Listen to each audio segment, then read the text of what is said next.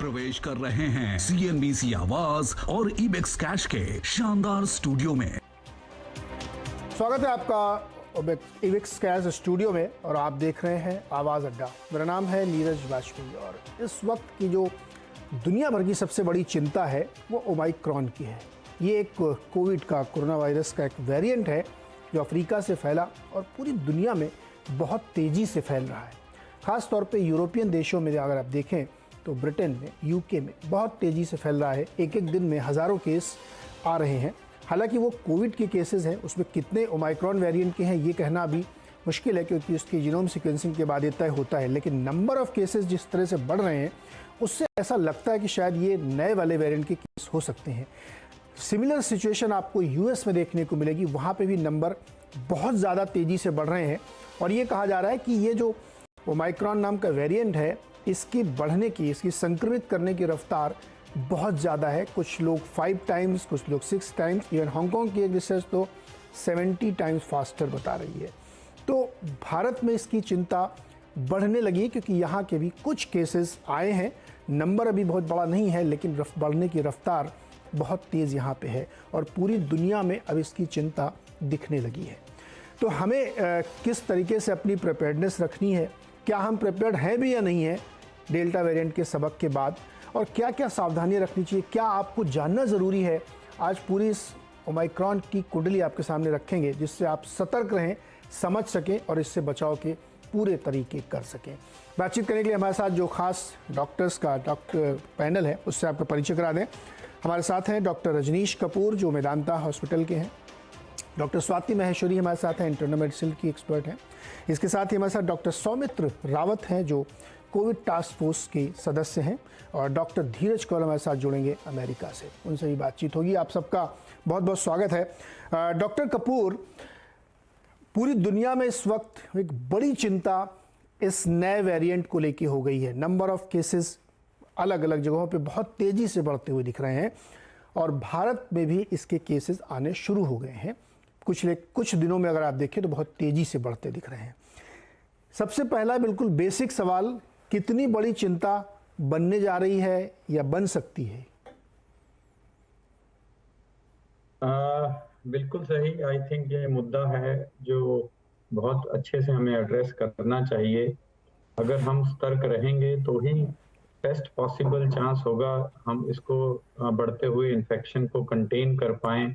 और जैसा Covid second wave में एक डिजास्टर्स एपिडेमिक के रूप में हम लोगों ने उसको सारा सहा है, उस चीज से बचने का इस प्रिकॉशंस और सतर्कता से ही हम बच सकते हैं।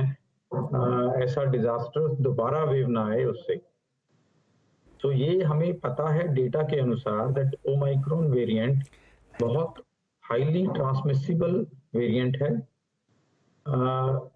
इसमें कोई दो राय नहीं है। सो एक बार ये सोसाइटी में हमारे आएगा तो बहुत तेज गति से फैलेगा। हाँ, हमें ये नहीं पता डेटा के अनुसार इसका जो ग्रेविटी ऑफ इन्फेक्शन है, जो इससे सीरियसनेस ऑफ कोविड इन्फेक्शन किसी में पैदा करेगा, वो कितना सीरियस और कितना इंटेंसिटी का होगा, ये हमें अभी इसका पूरी तरह से जानकारी नहीं है। सो ट्रांसमिसिबिलिटी को देखें। ट्रांसमिसिबिलिटी माने इन्फेक्शियस पोटेंशियल। तो इस ओमाइक्रॉन वेरिएंट का इन्फेक्शियस पोटेंशियल बहुत ज्यादा है। एक मनुष्य से दूसरे मनुष्य में ये तेजी से और बहुत तेज गति से फैलता है। अगर हम इसको भी मान लें, जिसका डेटा हमारे पास है, साउथ अफ्रीका में हमें मालूम है बहुत तेज गति से हॉस्पिटलाइजेशंस और कोविड पॉजिटिविटी ओमाइक्रॉन के कारण देखा गया। तो now we know that it has entered our Indian society और 35 केस के लगभग कल का डेटा था, और भी बढ़ेंगे। सो कहीं ना कहीं ये हमें पता है कोविड पॉजिटिव रेट अब बढ़ने वाला है आगे आगे। तो अगर उसको भी माने तो भी बहुत सतर्क रहना होगा क्योंकि हॉस्पिटलाइजेशंस का फिगर बढ़ सकता है। अगर हॉस्पिटलाइजेशंस का फिगर बढ़ता है तो कुछ परसेंट केसेस ऐसे भी होंगे जिनको दोबारा से ऑक्सीजन या वेंटिलेटर्स का जरूरत पड़े।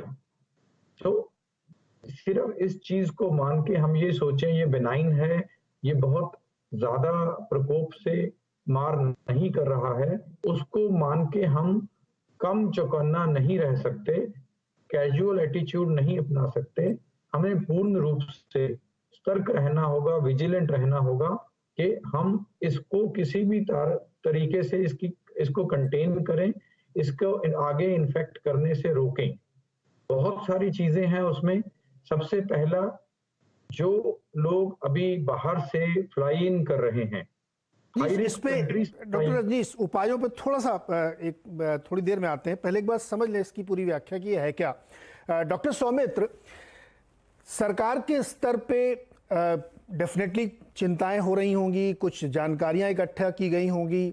हालांकि अब 9 नवंबर को मेरी जानकारी के हिसाब से पहला केस डिटेक्ट हुआ था, तब से लेकर के अब तक काफ़ी समय हो चुका है, तो इसकी सीवियरिटी का अंदाज़ा तो होगा मोटे तौर पे। बताइए कि ये कितना खतरनाक है और किस लेवल की परेशानी या चिंता आप लोग महसूस कर रहे हैं कोविड टास्क फोर्स के सदस्य होने के नाते भी बताइए।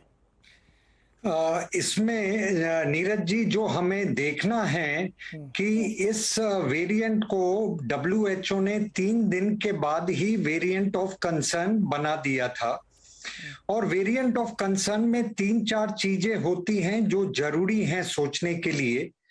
एक तो यह है ट्रांसमिसिबिलिटी इसकी 5 टाइम्स ज्यादा है डेल्टा से, सो इससे WHO काफी कंसर्न है। अब दूसरी चीज होती है विरुलेंस। विरुलेंस का अभी ज्यादा पता नहीं लगा है अगले 1-2 हफ्ते में, क्योंकि नॉर्मली जो मोर्टेलिटी वगैरह होती है वो इन्फेक्शन के 2-3 हफ्ते के बाद होती है। तो इसके बारे में हमें नेक्स्ट 1-2 वीक में ज्यादा मालूम चलेगा। लेकिन एक खबर जो इंग्लैंड से आई है कि वहां पर एक पेशेंट जो ओमिक्रॉन का था उसकी डेथ हुई है। साउथ अफ्रीका में जितने उनके पेशेंट आए थे वो माइल्ड थे।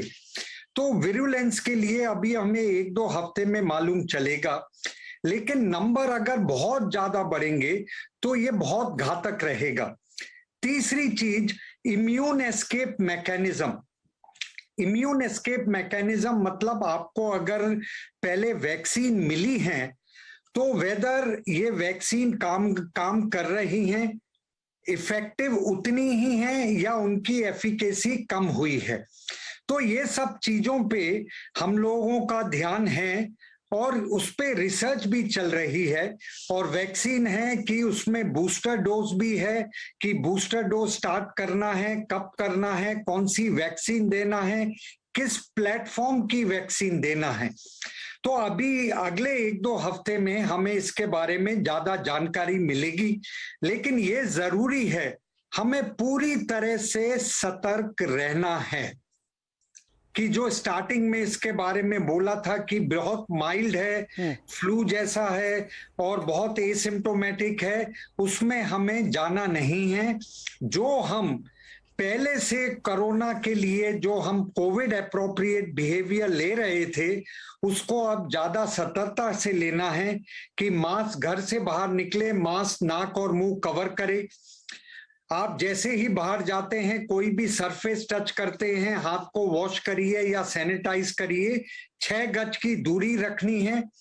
और सबसे ज्यादा इंपॉर्टेंट, जितने लोगों ने, जो कि बहुत ज्यादा लोग हैं, हमारी संख्या 10 करोड़ से ज्यादा लोग हैं जिन्होंने अभी सेकंड डोज नहीं ली है, थोड़ा वैक्सीन हेजिटेंसी था, उसको हमें बहुत ज्यादा ध्यान रखना है कि वैक्सीन हेजिटेंसी ना हो। और जिन लोगों ने वैक्सीन नहीं लगवाई है वो लगवाएं, जिनका सेकंड डोज के लिए नंबर आता है वो लगवाएं।